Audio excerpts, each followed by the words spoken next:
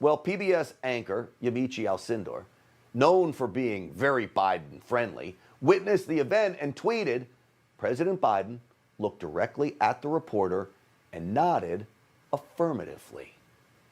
I'm here to tell you, Mr. President Biden, Vladimir Putin cannot be trusted, and you, sir, should know better.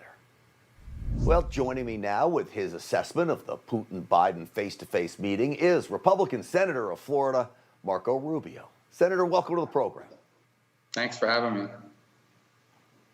So, Senator, I want to ask you, Russia was running war games 500 miles off the coast of Hawaii in the days leading up to this meeting. It's provocative, bold, and it appears Biden didn't even bring it up. What does that tell you? Well, we weren't in the meeting, so I don't know what came up, but I can certainly tell you this, a couple things. There's no doubt that Putin believes, based on his previous interaction with Biden and watching American politics, that Biden's someone he wants to test, that he wants to muscle. I mean, this is a trained ideological operative, a psychological operative, I should say. He's a trained intelligence officer. So he knows Biden and he sizes him up. And I think he was probably hoping to either two things. I think Putin was hoping to get him one-on-one without staff, getting him to agree to some things. And I think he was probably hoping to get him in a joint press conference where he could sort of say things that make Biden uncomfortable. Given what we've seen recently from the president, I think it's probably a wise choice to not put him in that situation, either one. Look, I'm not a fan of Vladimir Putin, but I think clearly he felt like in a setting like that, he could have an advantage and to really press the case. But, I guess we'll never really know what exactly came up in that conversation. Well, if you believe Joe Biden talked a lot about feelings, and he's trying to explain why the rest of the world wouldn't like you, Vladimir Putin, if you do these things. A bully doesn't respond to things like that. And I think the most troubling moment was this one, at least I had in the news conference, with he talked about if you go after critical infrastructure, and he laid out what he gave Putin. Listen to this soundbite, and then let's talk about it on the other side. I talked about the proposition that certain critical infrastructure should be off limits to attack, period, by cyber or any other means. I gave them a list. If I'm not mistaken, I don't have it in front of me, 16 specific entities. 16 defined as critical infrastructure under U.S. policy, from the energy sector to our water systems. Senator, I'm baffled by that. 16 entities. Yeah, How about don't go after any fine. American entity? Yeah, right. Yeah, so I guess, if you're a small business or a mid-sized business and you get wiped out by a Russian hacker, that's okay, as long as you're not a water plant or a utility company. Look, I don't, that was an unforced error. I don't know. I hope he really didn't give him that list. I think Putin's going to wave that list around and say, hey, it's not on your list. But the bigger challenge here, right, I think, for the country is we have to call this out for what it is. These criminal organizations operating inside of Russia, number one, if Putin wants them, he can find them. He can find anybody who wants in Russia, and he can shut them down. He doesn't want to shut them down. But the second is sometimes maybe he's hired them to do this work on behalf of Russia.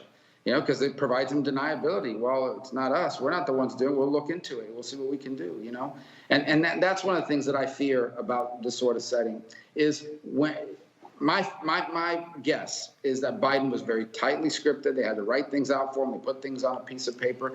And then I think a guy like Vladimir Putin is going to take it and spin it. And he doesn't care about what the world thinks about Vladimir. But he's not trying to be popular in the world. Vladimir Putin wants to restore Russia to great power standing. He can't do that economically, so he has to do that militarily and asymmetrically by being able to wield power. And he wants to do it for two reasons. One, out of Russian pride, but the other, because that's his whole sell point to the Russian people. After the Cold War, Russia was a disaster. It was in chaos. I have restored Russia to greatness. That's the argument Putin relies on for political currency inside the country. He doesn't care what they think about him in Paris or in London or in Washington or in L.A. Senator, how concerned are you about Joe Biden's weakness here, thinking he can befriend enemies like this, that it will really put national security for all of us at risk?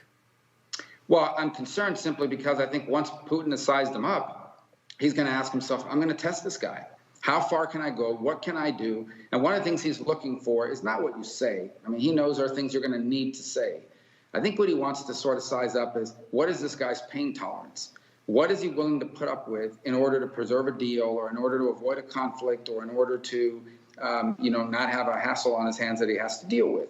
And I think that's one of the things he's looking at, and he's going to play that. So we don't know what he'll calculate. I have no clue as to what Vladimir Putin left that meeting feeling like, but I'm most certain he went in looking for an assessment, a personal assessment as to what was Biden willing to put up with and what is he not willing to put up with. How far can I push this guy? Because understand, he views this as a zero-sum game. He must, one of the things that gives him strength, one of the things that gives him strength at home, one of the things that highlights and burnishes credentials around the world is his ability to embarrass and frustrate the United States. And when he sees an opportunity to do it, that's what he's going to do.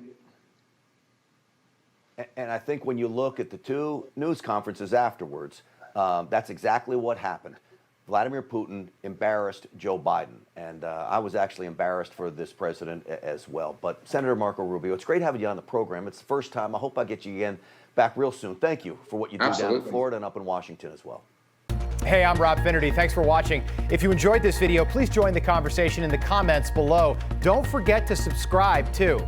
Hit the bell icon to be alerted to breaking news. And remember, there's a whole lot more on Newsmax TV, America's fastest growing cable news network. Newsmax TV, we're real news for real people.